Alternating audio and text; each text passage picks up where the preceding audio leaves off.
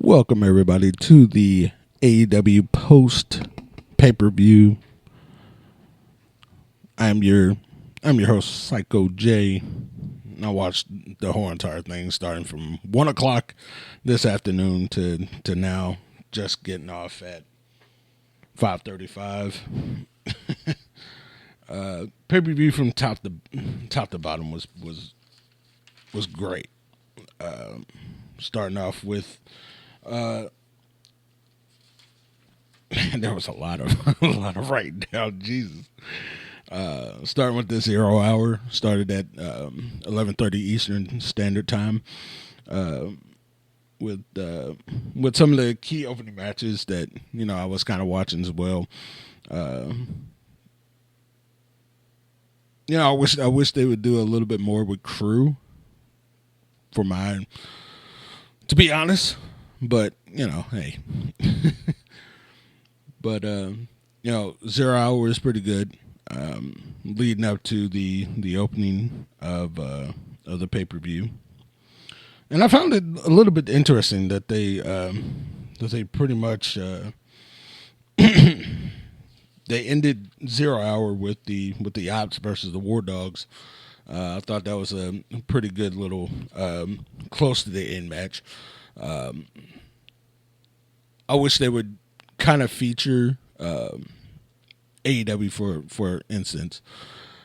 I wish they would kind of opened up the trios titles a little bit more featured. I see that they're trying to, but let's be honest. I mean, I kind of wish that they kind of just combined the ROH 6-man tag team titles with the AEW and just kind of have it on both ends of the show. That would open up so much more with the trio title. But it's not my company, so I mean, I would honestly do that more than just have it on both shows, and honestly have it feature a little bit more. I would say mainly probably on the ROH side of things, but to each his own. But I definitely like the opening of the pay-per-view with Cope and Christian Cage coming tag teaming back together to face Luchasaurus and Kip. You can kind of still see the long-term storytelling within that, because even though yes they coexist right now with Cope and Christian Cage, but I kind of see the kind of build up of them returning back to being each other. But again, I kind of see the slow build in that, and I'm looking forward to what other stories beyond that moves forward. I definitely like the TNT Championship. Kyle Fletcher, obviously the size difference between the two with Kyle and Takeshita, or I butcher some of these names, so my apologies. I'm not really good with some of the New Japan type of names, but I try my best on some of them. The one match that I kind of was a little bit, I wasn't too surprised with the title switching hand, but I was kind of disappointed of the botch, kind of, in a way, where the botch ending of the title match and the AEW Tag Team Championships. I knew right off bat that they were going to drop the titles somewhere along the lines, because I think you can do a lot more with Bobby Lashley and Shelton Benjamin doing other storylines. And I think, honestly, putting the title on either one of them two in singles would work a lot better. But it was the botch. It was, the move kind of is Brody King's on his back, and he literally just flips flips Bandino into like a spin, and then but the way that the spin was, I think it was a little, yeah, I think it was a little tough. And again, there could be, again, you can work with the finisher however way you want, but I think that the major part was that the spin wasn't much of a spin. I think the spin was a little bit fast, and then the botch was, well, FTR was supposed to come in and save it, but Cash kind of, I guess, slip and fell. But he was supposed to save it, but didn't save it, and then it was 3. So that could have been cleaned up a little bit, but I mean, at this point, there's a lot of sweat on the mat. You're gonna slip and fall on certain spots of the wrestling ring. So I mean, sometimes it could be the case. Either or, I think it could have been cleaned up just a tad bit, but nonetheless, I mean, I'm not surprised that the Brodinos won the champion tag team titles. I thought it was a correct move at that point, and it just seems like ever since the inception of AEW that the tag teams. Some of the tag teams, granted, some of them might be the fully formed tag teams, but it's been kind of interesting to see the unlikely tag teams kind of form together to win titles. Unfortunately, MJF and Adam Cole didn't win one, but they won the ROH tag team titles. But it's still, the fact is, it's kind of interesting to see Tony Khan kind of mashing people together, and crazy enough, it actually has worked. It has worked. I would say 6 or 7 times out of 7 times. Like it's been outrageous of how good he has really created tag teams just out of thin air, and it's been very interesting to watch. My take on the AEW Unified title. I've said this for a while, since they came up with the Intercontinental and the Continental. I was like, man, at this point, you might as well just take one and create another belt or create something else. Because at this point, having 2 Continental titles makes 0 sense. Creatively, it makes 0 sense. We're taking up time at this point. Either have one of the intercontinental titles, and get rid of the other one and do something else. Do with the women's tag team. You've done a lot with the trios of women wrestling. Create a tag team for the women as well. I think you take those out of the equation and you add the women's tag team titles. I think you might do something there, because you're already towing around with having groups and tag teams in the women division. So again, what difference does it make if you have both the Continental titles as a unified title? And again, it makes 0 sense. It makes no sense whatsoever.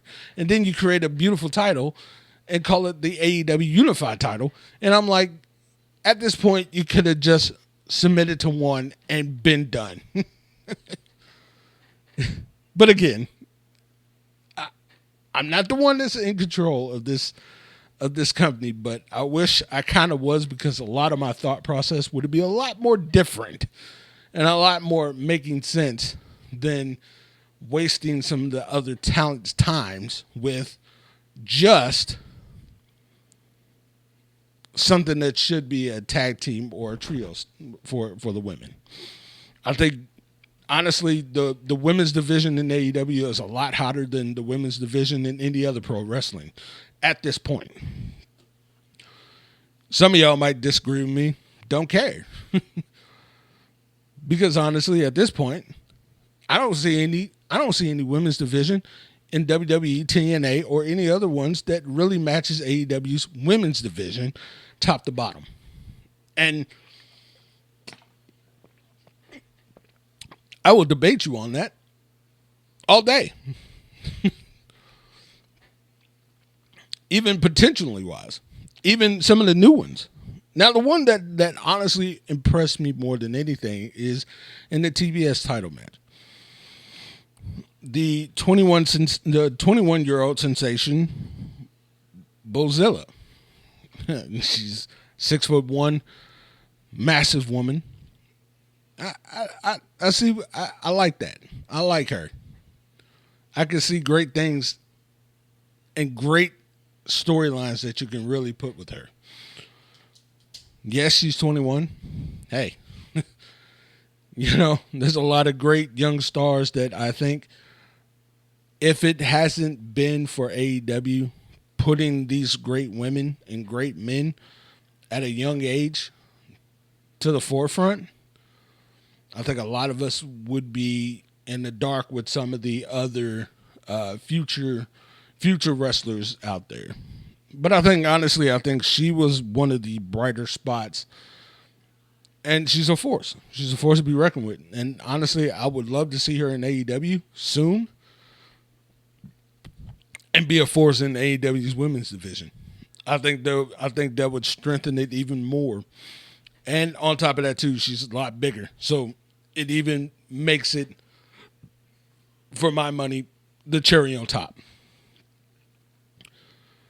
Because at this point, I mean, yeah, we got some strong women in there. We got some strong women in that women's division, but I think adding a monstrous woman to that nucleus right there really puts the cherry on top of the women's division and how strong it really is from top to bottom. I personally think so.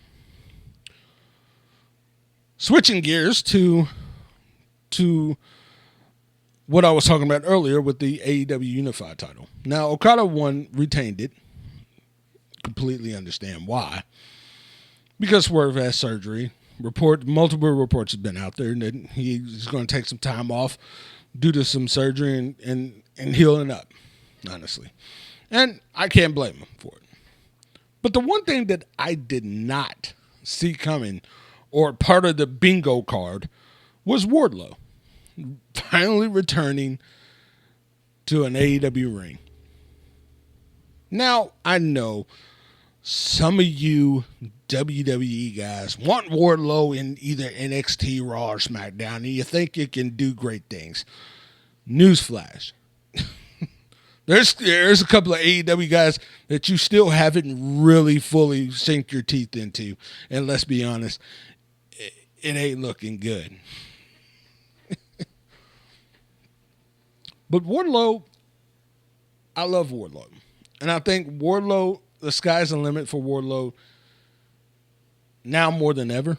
And I think now that you paired him up with Don Callis as a security blanket, I think without a shadow of a doubt, you can do some great things with Wardlow.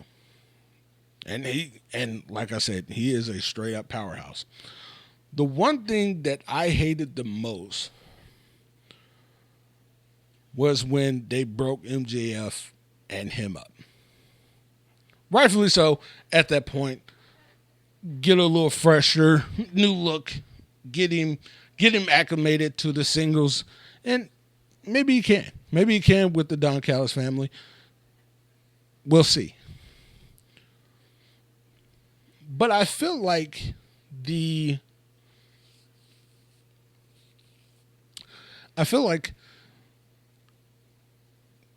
the Pinnacle was short-lived, but I felt like there was more on the bone than what it should have been. I think it should have been a little bit more meat on that bone that I think that AEW kind of dropped the ball on. Now, regardless of whether it was MJF's idea or whether it was Tony Khan's idea, either way it goes, I feel like the Pinnacle had a little bit more meat on the bone that I feel like should have been sort of. But then again, it could be a long-term storytelling with that one, maybe. But it's very interesting to have Wardlow in the Don Callis family.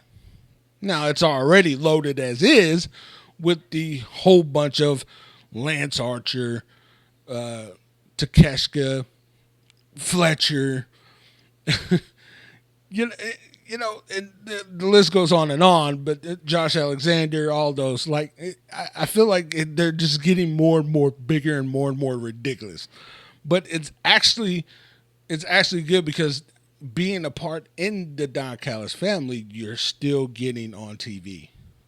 And that's one thing that a lot of people fail to realize is by themselves, they were not getting much TV time. Now with the Don Callis family, now they're on TV almost exclusively all the time. And I think there's a large part of what I'm thinking of is creatively, I think that is by design. So I believe that Don is just getting guys that AEW has not really pushed, put them in the Don Callis family, and turn them out to be stars. Now that's one-on-one, saying one-on-one to you guys that don't really watch AEW or bash it at any point in time and not really think outside of the box. Or think they're wrestling snobs, and they're really not wrestling snobs, they're just only in their beliefs. Which, again, annoys me more than anything.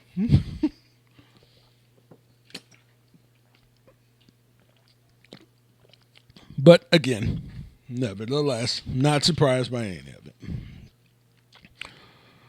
Now, a lot of it is later on down in the night. Well, I would say afternoon at this point because, it's heading into the evening. But, Tony Storm retains. Hangman retains. The steel cage was phenomenal. It was a lot of crazy parts. John Moxley sticking a fork in and it kind of felt like the Jeff Hardy thing, like how the fork kind of go into the Randy put the fork in Jeff Hardy's little earlobe thing that he got pierced, and just turning around doing all the obscene things to the it kind of felt that way watching it. But nonetheless, Will Ospreay and Kenny Omega and them, they won their steel cage match. And then after the match, again, like the storyline should end, the Death Riders attack Will Ospreay, put the chair over his neck, stomp on it. Everybody's in, again, you're in Will Ospreay's home, and, that's how you send them out. Not surprised. Not surprised by it any at all, because at that point, you was going to write him off anyway. So, great way to write him off in a very dramatic way. And I've realized that they are really, really gotten really good at how to dramatically, if that wrestler or that storyline needs to end, they have done a fairly decent job of ending it the way it should end and writing that wrestler off. And kudos to them, because here recently, it has been a question mark at times of a lot of people getting written off out of the blue or out of the whim. Now they've done a good job of ending the story the way it should end, and ending it and letting the wrestler go off into the sunset for now, and then bring him back in a very, very surprising way. And look, this is a 6-year-old company that's still growing, that's still putting things and putting pieces together. There's nothing wrong with how certain things have been done. They're still learning on the curve. But I'm starting to see the growth in the storytelling, and I'm starting to see the growth in how they approach certain storytelling. And they've gotten better and better over the course of weeks and months. And they're only going to get better and better as they start to trust more into the storytelling. I think earlier in their process, I think there was a lot of distractions, a lot of people doing distracting things to kind of disrupt a lot of what they were doing. And a lot of those people are back in WWE.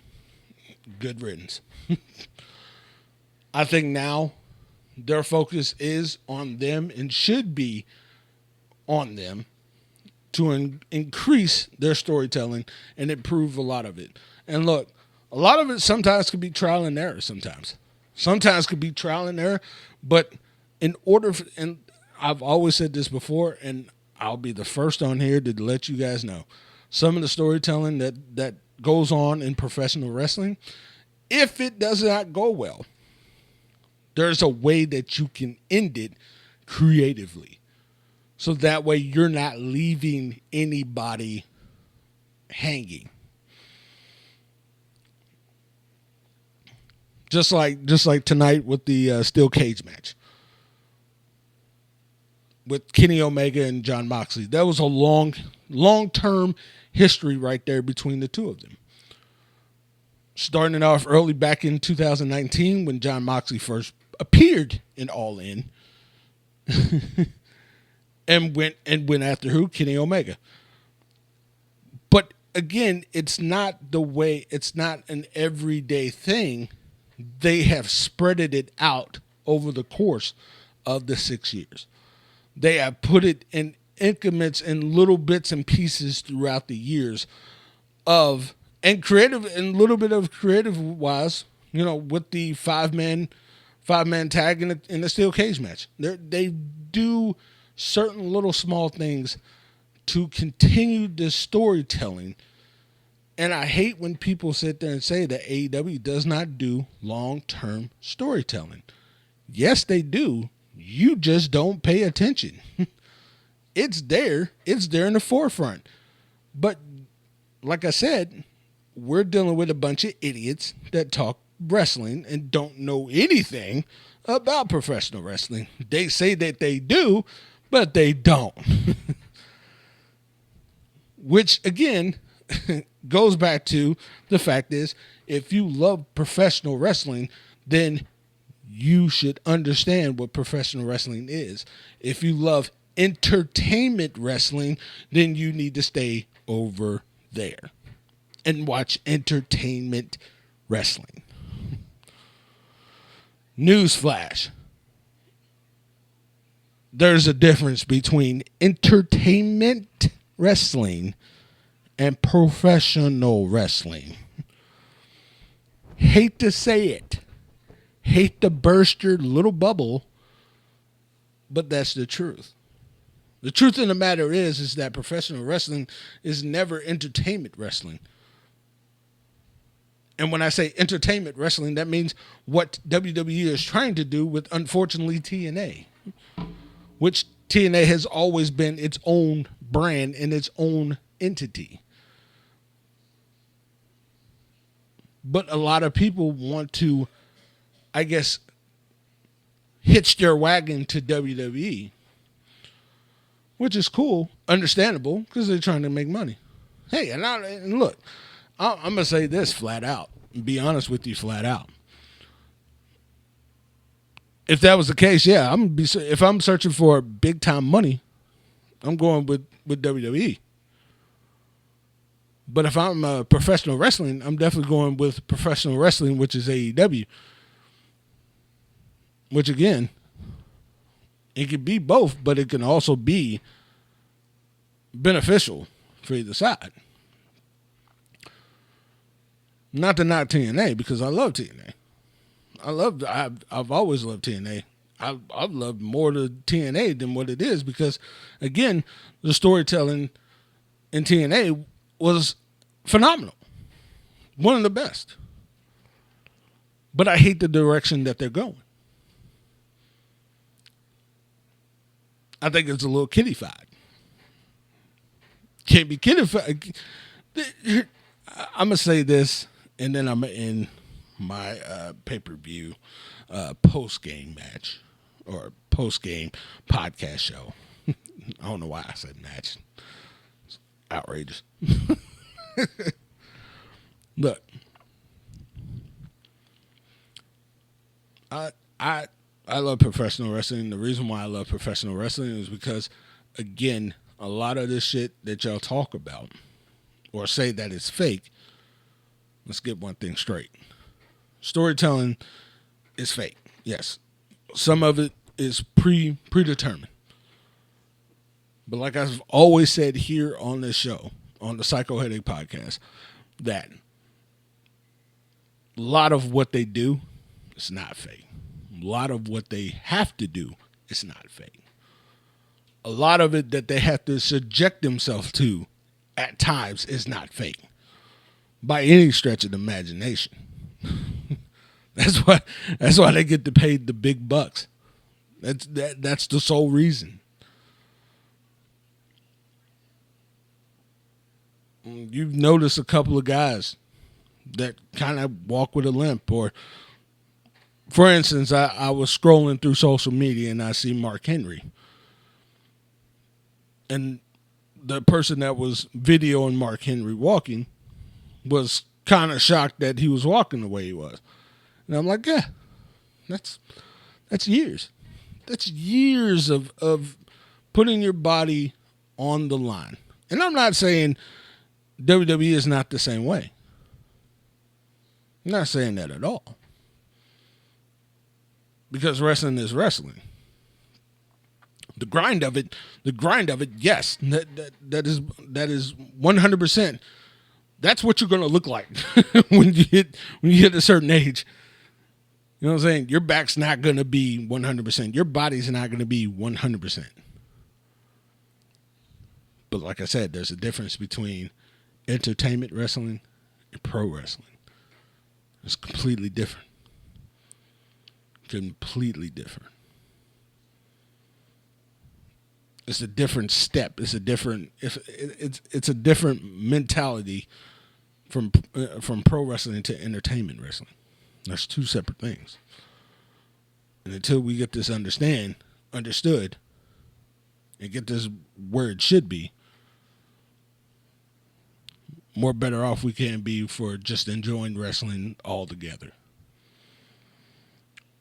This has been the AEW New Japan Forbidden Door pay-per-view post-match, post-podcast. Jesus, man, I've been tired.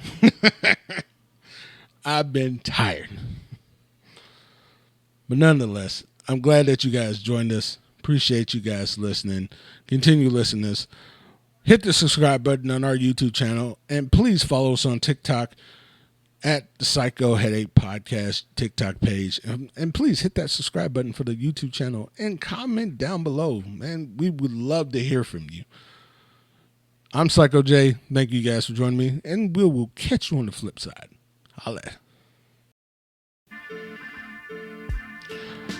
Yo, tired of the weak energy drinks that got you jittering, crashing, or bloating off of sugar? Toss that junk out and level up with W Energy. Clean focus, no headaches. W Energy is packed with vitamins, no filters, no sugar, and zero crash. That's right, just smooth, locked in energy to keep you on point all day. Whether you're hitting the gym, gaming, podcasting, or on the grind, or just need that extra push, W Energy got your back. And check it, it's actually tastes fire. Stop playing with that fake stuff and fuel your brain and fuel your hustle, fuel your life. Grab your tub of W Energy today and drop that promo code HEADCHECK at checkout for them exclusive savings. That's right, HEADCHECK. HEADCHECK. And get your tub today and be better.